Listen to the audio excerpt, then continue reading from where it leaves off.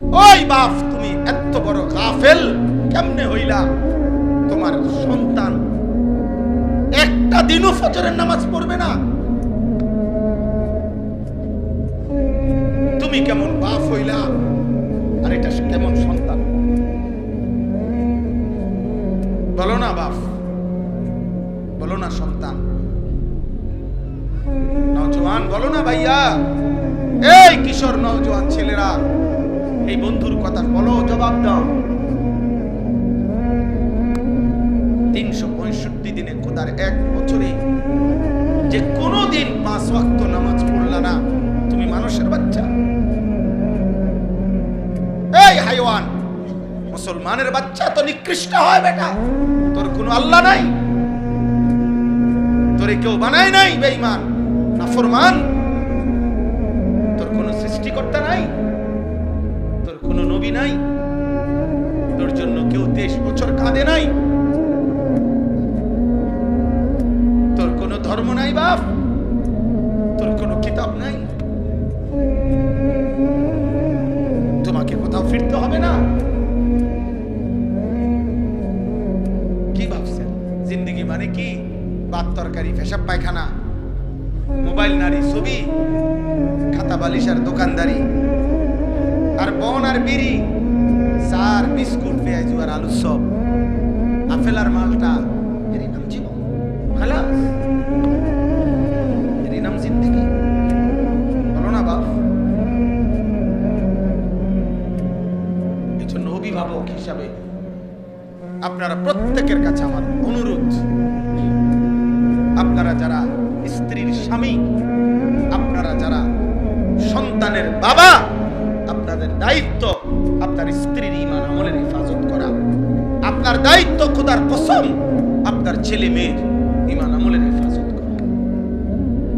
নবীজি সাল্লাল্লাহু আলাইহি ওয়াসাল্লাম বলেছেন, হাদিস, ইজা আইকাযার রাজুলু আহলাহু ওয়া সাল্লা বিহিম জামিআন কুতিবা ফিদ যাকিরিন আল্লাহ কাসীরান ওয়াদ যাকিরাত। সুবহানাল্লাহ। নবীজি বলেন, কোন পুরুষ যদি তার পরিবারের সকল সদস্যকে ফজরের নামাজের জন্য জাগিয়ে দেয়, অতঃপর ফজরের নামাজ সবাই আদায় করে, যারা ঘরে পড়ার ঘরে পড়লো মহিলা, যারা মসজিদের জামাতে পড়ার জামাতে পড়লো, খোদার কসম নবী বলছে আল্লাহ গোটা ফ্যামিলিকে, আল্লাহ তাআলা তার বেশি বেশি জিকিরকারী বান্দা এবং বান্দির তালিকায় এই ফ্যামিলির সকলের নাম উঠায় দেয়।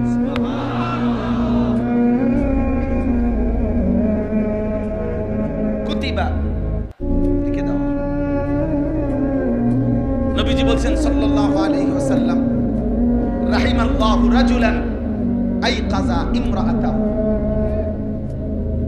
ফাইন আবাদ নাদাহা ফি ওয়াজহিহাল মা। আল্লাহ ওই পুরুষের উপরে, ওই স্বামীর উপরে আল্লাহ রহমত নাজিল করেন যে তার স্ত্রীকে ফজরের নামাজের জন্য জাগিয়ে দেয়। যদি সে উঠতে না চায়, ফাইন আবাদ, উঠতে না চায়, তাহলে স্বামী আদর করে তার চোখে মুখে পানির ছিটা দিয়ে দেয়। ওঠো, উঠতে হবে, পানির ছিটা দিয়ে দেয় যেন সে উঠে। আল্লাহ নবী বলেন, আল্লাহ ওই স্বামীর উপরে তৎক্ষণাৎ রহমত নাজিল করেন। শেষ হয় নাই হাদিস, এর পরের অংশ হলো রাহিমাল্লাহু ইমরাআতান, আল্লাহ ওই স্ত্রীর উপরেও রহমত নাজিল করেন, আইকাযাত যাওজাহা, যে তার স্বামীকে ফজরের নামাজের জন্য জাগিয়ে দেয়। ফাইন আবা, যদি স্বামী উঠতে না চায়, নাদাহাত ফি ওয়াজহিহিল মা, এবার স্ত্রী তার চোখে মুখে পানির ছিটা। উঠতা না, কালকে যে তুমি আমারে পানি দিছো চোখে মুখে, আজকে বালতি দিয়া পানি দাও। ওঠো। আচ্ছা, এমন ভালোবাসায় কি যত আল্লাহ নবী সাল্লাল্লাহু আলাইহি সাল্লাম বলেন, এমন স্বামী স্ত্রী উভয়ের উপরে মহান আল্লাহ রহমত বর্ষণ করে। পরিবারের ব্যাপারে জিম্মাদারি দেখেন। কোরআন শরীফের উদাহরণ শুনেন, একটা ছোট্ট উদাহরণ দেই, বুঝবেন। সূরা আহজাবের মধ্যে আছে, ইয়া আইয়ুহান নাবিয়্যু, হে নবী আমার, আমাদের নবীকে আল্লাহ বলছে, কুল লি আজওয়াজিকা, আপনি আপনার স্ত্রীদেরকে বলুন, আলাদা বলছে, ওয়া বানাতিকা, আপনি আপনার মেয়েদেরকে বলুন, ওয়া নিসাইল মুমিনিনা, আপনি সমস্ত ঈমানদার নারীদেরকে বলুন, কি বলুন? ইউদিনিনা আলাইহিন্না মিন জালাবিবিহিন্না, তারা যেন তাদের দেহের আবরণ, বোরখা, পর্দা, দেহের কাপড়, মোটা ঢিলে ঢালা বোরখা আবৃত, একদম চোখ চেহারা সহ পুরা শরীর যেন ভালোভাবে তারা ঢেকে নেয়। এই কথাটা শতভাগ পর্দা করার জন্য, ঢিলে ঢালা পোশাক দিয়ে নিজেকে আবৃত করার জন্য, এমনকি চোখ জিলবাব বলা হয় যেটা দিয়ে চোখও ঢাকে, এরকম পোশাক দিয়ে তারা যেন নিজেদেরকে ঢেকে নেয়। এই আদেশ, এই পর্দার আদেশ আপনার স্ত্রীদেরকে বলুন, আপনার মেয়েদেরকে বলুন, ঈমানদার নারীদেরকে বলুন। বুঝছেন? কথা বলেন না, কথাইটা বুঝছেন? এখন আমনে বলেন, এখান থেকে আপনি এটা ভাগ করেন। আপনি বুঝেন যে নবীজি সাল্লাল্লাহু আলাইহি সাল্লামের স্ত্রীগণ ঈমানদার ছিলেন কিনা, নবীজির মেয়েগণ ঈমানদার ছিলেন কিনা। তাইলে এই কথাইটা তো একবারে বলতে পারতো যে হে নবী, ঈমানদার মহিলাদেরকে বলেন তারা যেন তাদের কাপড় পর্দা করে নেয়। তো এটা বললেই তো স্ত্রীরাও বুঝতো, সে মেয়েদেরকেও বুঝাইতো, আবার বাকি মহিলা সাহাবী যারা তারাও তো বুঝে নিত। এই এক শব্দ দ্বারাই তো হয়ে যাইতো, কিন্তু আলাদা বললেন কেন? স্ত্রীদেরকে বলুন, মেয়েদেরকে বলুন, মুমিন মহিলাদেরকে বলুন, এরকম তিনটা আলগা আলগা বললেন কেন? আল্লাহ বুঝাইতে চাচ্ছেন, বন্ধু আপনি একজন স্বামী, অতএব আপনি স্বামী হিসাবে স্ত্রীদেরকে বলুন। আপনি একজন বাবা, আপনি বাবা হিসাবে মেয়েদেরকে বলুন। আপনি একজন নবী, নবী হিসাবে আপনার ঈমানদার উম্মতের নারীদেরকে বলুন। কি করে দিছেন? আলাদা করে দিছেন। আলাদা এমনি কইলো কেন? ভাগ করে দিছেন কিনা? তাইলে এবার বুঝছেন? তাহলে আপনার স্ত্রীকে ঈমান আমলের কথা বলার দায়িত্ব জুনায়েদ বাগদাদির। মালাকুল মউত আজরাইলের নাকি? কার? কার? আমার স্ত্রীকে বলবে কে? আমি বলবো। আমার মেয়েদেরকে বলবে কে? আমি বলবো। আমি বলবো। 14 বছরের মেয়েটা, 16 বছরের মেয়েটা 8-7 কাপড় পরে, টাইট কাপড় পরে আধা ঘন্টা 1 ঘন্টা ধরে সাইজা গুইজা আপনার মেয়েটা আপনার ঘর থেকে বের হয় প্রতিনিয়ত। আপনি বোঝেন না এই অসভ্য মেয়ে কারে দেখাইবার জন্য 1 ঘন্টা লাগাইয়া সাজলো, আর এই অসভ্য মেয়ে রাস্তার কারে দেখাবে? আমনে বাপ বোঝেন না? আমনে ললিপপ খান, আমনে বইয়া সিরা সাবান, আপনি সিরা সাবান, আপনি বুঝেন না? আমনের বেডি 1 ঘন্টা লাগাইয়া সাইজা, টাকা আমনের, কাপড় আমনের, মেকআপ আমনের, পাউডার আমনের, ফেয়ার এন্ড লাভলি আমনের, টাকা সব আমনের। রংসায় অটো ড্রাইভার, রংসায় সিএনজি ড্রাইভার, রংসায় রাস্তায় খাড়াইয়া মুতে এমন অসভ্য বখাটে দুশ্চরিত্র যুবক আপনার বেটিরে দেখে আর টিটকারি মারে। এই মুসলমান, এত বড় বেগায়রত, আত্মমর্যাদাহীন কেমনে হইলি বাপ বেটা? তুমি কোন পুরুষ না? তোর স্ত্রী কেন বেটা বাইরে বাইরে হাঁটবে বেটা? বেপর্দা বেটা, তুই বেড হইতা বেটা? চিরানি খাও, ভাত খাইতারো না? আত্মসম্মান কোথায়? বেডি আমার বউ, বিয়ে করলাম আমি, রংসায় মানছি। বেকল কোথাকার বেটা, বে বে করে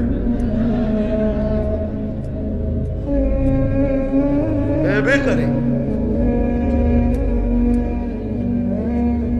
বেগায়রত। সোজা কথা, আত্মসম্মানহীন। এটা স্পষ্ট কিতাবের কথা। আমার কাছে মোটা কিতাব আছে, ওয়ালা তাকরাবুজ জিনা, এই কিতাবের নামে, এটা আরবি কিতাব। ওই কিতাবে আছে ওই পুরুষ আত্মসম্মানহীন, ওই পুরুষের আত্মমর্যাদা নাই। আত্মসম্মান বলতে প্রেস্টিজ নাই ওই পুরুষের, যার স্ত্রী এবং কন্যা বেপরোয়া।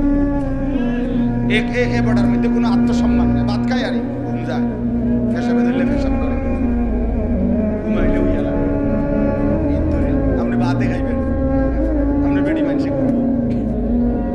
আপনার মেয়ে টোটো করে করে আপনি বইয়ে বইয়ে বহন খান, চা দিয়ে ভিজাইয়া খান, আপনি বহন খান,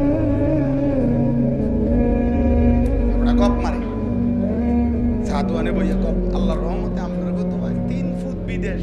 বুঝছি তো কি 3 ফুট বিদেশে কি আপনার কত হয় আল্লাহর রহমতে একটা বিল্ডিং, 4টা রুম, 2টা বাথরুম দি সহ টাইলস। আল্লাহু আকবার, কত বড় নিয়ামত, বাথরুমে টাইলস। ওনার পূর্বপুরুষ মাটিতে পেশাব করতো, আল্লাহর দয়া এখন উনি টাইলসে মতে। আল্লাহু আকবার, আল্লাহ কামিয়াব। আপনি কামিয়াব, আপনি সেরে গেছেন, আপনার আর মরলেও দুঃখ নাই। আপনি বলতেন পারবেন না যে টাইলসে মরতে আইছে। মুসলমান কি শুনাইলেন মুসলমান? এটা নিয়ে একজন ইমানদারের বলার বিষয়, টাইলস নিয়ে মুসলমান বলবার কথা বিষয় বলেন। আপনি তো বলবেন আখিরাত, আপনি তো বলবেন আপনার সন্তানের ইবাদত, আপনি তো হিসাব দিবেন আপনার ঘরের পর্দা, আপনি তো হিসাব দিবেন আপনার ঘরের মানুষ 6 জন আল্লাহর কোরআন পড়তে পারে কয়জন, এটা বলেন মিয়া। আপনার ঘরের মানুষ 6 জন ফজরের নামাজ পড়ে কয়জন, সেটা বলেন মিয়া। আপনার ঘরে আপনার বউ, ছেলের বউ, মেয়ে মিল্লা মহিলা আছে 8 জন, 6 জন, 4 জন, পর্দা পুশিদা মানে কয়জন? এই মুসলমান এটা বল, এটা বলো। হাতের হিসাব দিও না, টাইলস মাইলস দেখাইও না, এটি কি দেখো, এগুলা বলো কেন? আত্মমর্যাদা চাই। রাসূলুল্লাহ সাল্লাল্লাহু আলাইহি ওয়াসাল্লামের একজন বিখ্যাত সাহাবী সাদ ইবনে উবাদা, নবীজির সাহাবী, মদিনার আনসারদের সর্দার ছিলেন তিনি। সাদ ইবনে উবাদা, উনি একদিন সাহাবাদের এরকম মজমায় নবীজি বসা, আচ্ছা কামরা গোনার কিছু করার নেই। সাদ ইবনে উবাদা এই সাহাবী বলতেছিলেন, ইয়া রাসূলুল্লাহ সাল্লাল্লাহু আলাইহি ওয়াসাল্লাম, লাউ রাআইতু রাজুলান মা ইমরাআতি লা দারাবতুহু বিসাইফ। সাহাবী নবীজির সামনে বললেন, ইয়া রাসূলুল্লাহ, আমি যদি 1 মিনিটের জন্য কোনোদিন কোন পর পুরুষ, বেগানা পুরুষকে আমার স্ত্রীর সাথে দেখি কথা বলতে অথবা দাঁড়িয়ে থাকতে, লা দারাবতুহু বিসাইফ, তরবারির 1 কোপ দিয়ে তার কল্লা ফলাই দেব।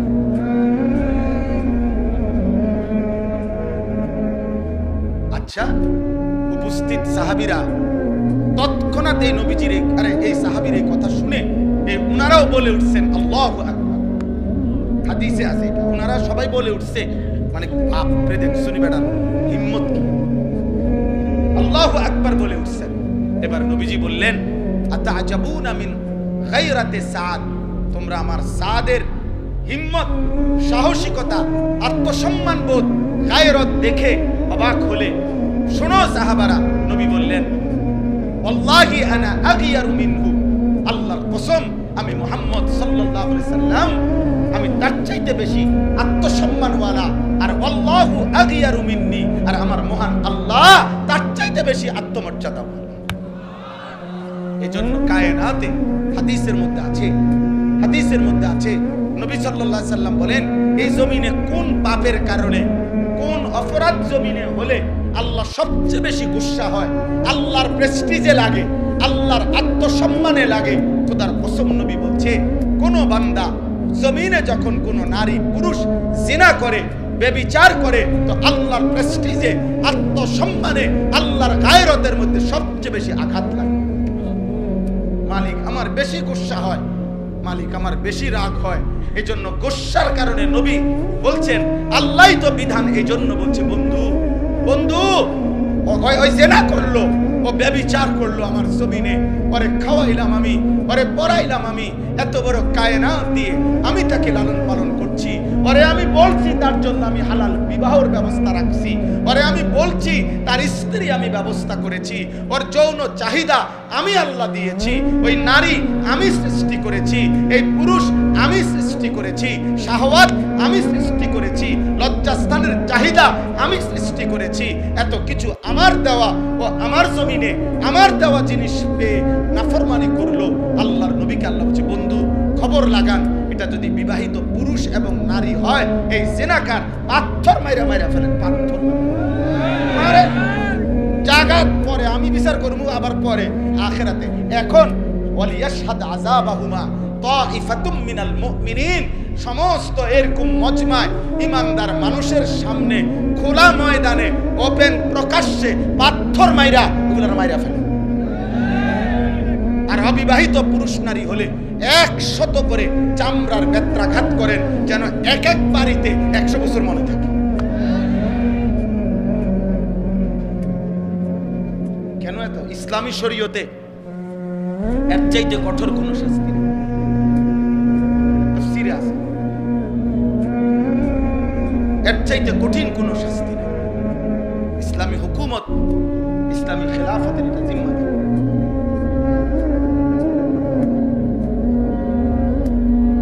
এজন্য এটা জরুরি।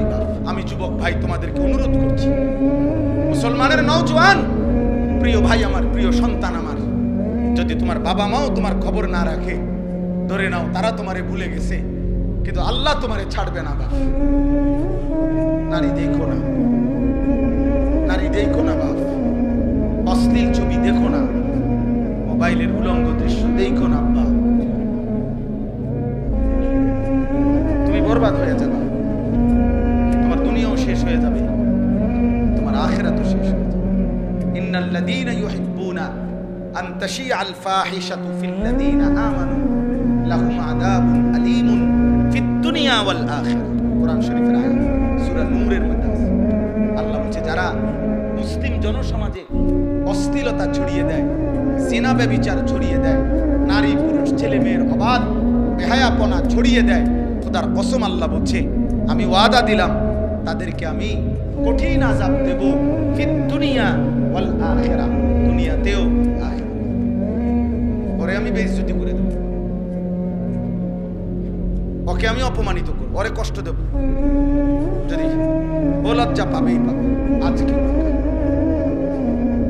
এজন্য কোন ব্যভিচারী, অসৎ চরিত্রের অধিকারী, নারী পুরুষের জিনা ব্যভিচার সহ হারাম সম্পর্ক যার, সে কোনোদিন সব পায়। তুমি খবর লাগাও, খবর লাগাও। কোন বিবাহ বহির্ভূত প্রেমের সম্পর্ক শেষ পর্যন্ত সুখকর হয় না, শেষ পর্যন্ত ফাসাদ লাত্তি ছাড়া আর কিছু। 3 বছরের ভালোবাসা, 8 বছরের জানাশোনা, 9 বছরের দিন ফাসাদ লাত্তি, একটা লাত্তি, এরপরে আমার কাছে তো কত ফুলানি কান্দে। আমি তো শত শত যুবকের সাথে আমার সম্পর্ক, মেও মেও করে কান্দে, সব শেষ, সব শেষ। এখন আমি আপেন, যৌবনের ক্ষমতাও নাই, কোমরের ক্ষমতাও নাই, শারীরিক সক্ষমতাও নাই, আখিরাতও নাই। নাউযুবিল্লাহ, নাউযুবিল্লাহ। আল্লাহ হেফাজত করেন, আল্লাহ হেফাজত করেন ভাইয়া। আখলাকের হেফাজত, আখলাকের হেফাজত, আখলাকের হেফাজত। নারী দেখো না বাপ, ছবি দেখো না, ছবি দেখো। দুশ্মন আজকে ষড়যন্ত্র করছে বাপ, ষড়যন্ত্র। তারা বুঝছে মোবাইলের আসক্তির যুগে চারিদিকে আসক্ত, শাহওয়াত বেড়ে গেছে। শেষ পর্যন্ত দুশ্মন ষড়যন্ত্রের অংশ হিসাবে, ষড়যন্ত্রের অংশ হিসাবে আজকে পরিকল্পিতভাবে, সুনির্দিষ্টভাবে হিন্দু যুবক অসংখ্য যারা মুসলিম মেয়েদের সাথে হারাম প্রেমের সম্পর্ক গড়ে তাদেরকে বেইজ্জতি করছে, ধর্ষণ করছে, ব্যভিচার করছে, ইমানদার বোনকে শেষ পর্যন্ত লাঞ্ছিত করছে। ওরা জানে প্রেমের সস্তা অফার দিলেই কাজ হয়ে যাবে। আমার বন্ধু, আমার অতএব দয়া করে সুকৌশলে এই কথা প্রচার করা হচ্ছে যে প্রেমের কাছে, ভালোবাসার সামনে ধর্ম টেনে আনা ঠিক না। সবার উপরে মানুষ সত্য, প্রেম সত্য, ভালোবাসা সত্য। আল্লাহ বলছে না বেটা, নবী বলছে খোদার কসম, বিবাহ বহির্ভূত স্বামী স্ত্রীর ভালোবাসা ব্যতীত, স্বামী স্ত্রীর প্রেম ব্যতীত বিবাহ বহির্ভূত ছেলে মেয়ে নারী পুরুষের যেই কোনো সম্পর্ক, এটা জেনা, এটা জেনা, এটা জেনা, এটা জেনা, এটা ব্যভিচার, এটা ব্যভিচার, এটা ব্যভিচার, এটা বেহায়াপনা, অসভ্যতা ছাড়া আর কিচ্ছু না। বিবাহ বহির্ভূত প্রেম হয় না, বিবাহ বহির্ভূত ভালোবাসা হয় না। ভালোবাসা শুধুই স্বামী স্ত্রী, ভালোবাসা শুধুই কি ওয়াজআলা বাইনাকুম মাওয়াদ্দাতাও ওয়া রাহমা। কোরআন শরীফে আল্লাহ বলছে, আমি আল্লাহ স্বামী স্ত্রীর মধ্যে দিয়ে দিলাম ভালোবাসা এবং দয়া মায়া। কোরআন শরীফে আল্লাহ আমাদেরকে হেফাজত করে। কিশোর ভাই, নওজোয়ান ভাই, আরেকটু সচেতন হও, আরেকটু সচেতন। এত পাগল হইও না ভাইয়া, এত মাতাল হইও না। যে চাহিদা আল্লাহ দিয়েছেন, চাহিদা আল্লাহ পূরণ করবেন। ক্ষুধা যিনি দিয়েছেন, খাবারের ব্যবস্থা তিনি রাখছেন। তৃষ্ণা যিনি দিয়েছেন, পানির ইন্তজাম তিনি রেখেছেন। ঠিক লজ্জাস্থানের চাহিদা যিনি দিয়েছেন, হালাল পবিত্র স্ত্রী তিনি ব্যবস্থা রাখছেন। ওয়েট, তুমি অপেক্ষা করো, মিলে যাবে। আমার কথা মনে রাখবে, এই দোস্তের কথা মনে রাখবে। আমি বলি, নষ্ট হয়েও না, চরিত্রহীন হয়েও, আগামী ইসলামের জন্য, আগামীর কালেমার পতাকার জন্য, মাহাদির পক্ষে লড়বার জন্য, দাজ্জালের বিরুদ্ধে লড়বার জন্য, ঈমান আমলওয়ালা আখলাকওয়ালা যুবক তোমরা যদি তৈরি না হও, আল্লাহর দ্বীনের জন্য লড়বে কে? কালেমার জন্য লড়বে কে? বাপ কি বলো ভাই? গাজাবাসী আজীবন শুধু রক্তই দেবে না, মুসলমান আজীবন শুধু মরতেই থাকবে। আজকে তো ৭৭ বছর হয়ে গেছে। 1948 সনে ইসরায়েলের এই বেঈমানরা ফিলিস্তিনের উপরে হামলা শুরু করছে 1948 সালে। আজকে বরাবর ৭৭ বছর। 2025 তুমি হিসাব করে দেখো, আমি হিসাব করে দেখছি ৭৭ বছর ধরে মুসলমান জান দিচ্ছে। আর তুমি নাড়িয়ে দেখো, ছবি দেখো, তোমার কলিজায়, আমার ভাইদের জন্য, বোনের জন্য, ইমানদারের জন্য তোমার কলিজায় কোনো কান্না আসবে না, মায়া লাগবে না? 1964 সাল থেকে রোহিঙ্গা মুসলমানরা জীবন দিচ্ছে, রক্ত দিতে আজকে প্রায় 60 বছরের বেশি। ওরা জীবন তাহলে রক্তই দিবে, আর আমরা ঘুমিয়েই থাকবো না? 1947 সালে ব্রিটিশ যখন এই উপমহাদেশ থেকে চলে গেছে, তখন এই কাশ্মীর মুসলমানের অঞ্চল, কাশ্মীরকে অমীমাংসিত রেখে চলে গেছে। সেই 47-এর পর থেকে আজকে 2025, 78 বছর ধরে কাশ্মীরের মজলুম মুসলমান জীবন দিচ্ছে।